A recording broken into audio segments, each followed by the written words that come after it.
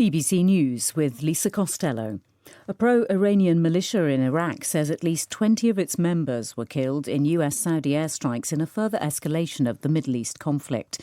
The PMA is integrated into the Iraqi armed forces. The attacks came after Iran said it had targeted a US airbase and command centre in Jordan.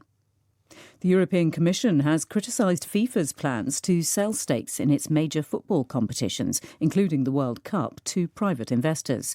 The EU's sports chief condemned what he called relentless and corrosive commercialisation.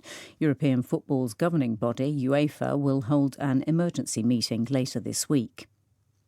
China has accused the US of protectionism and trying to suppress Chinese companies by banning imports of humanoid and quadruped robots. Washington says these carry unacceptable risks to America's national security. Russia has issued an international arrest warrant for the founder of the encrypted messaging app Telegram. Pavel Durov is accused of failing to remove material used by the Ukrainian security services and by extremist organisations.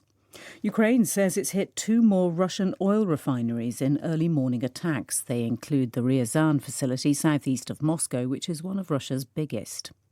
14 people have been confirmed dead in southern Japan after Tuesday's earthquake. Search and rescue efforts are focused on the rubble of a paper factory and shopping mall. Firefighters in southern France are still working around the clock to contain wildfires in the Gironde region while bracing for another day of challenging weather. Soaring temperatures and dry winds are forecast. The authorities in Ghana are working to restore electricity after a major outage hit large parts of the country. The blackout has affected the capital, Accra, and much of the northern region. BBC News.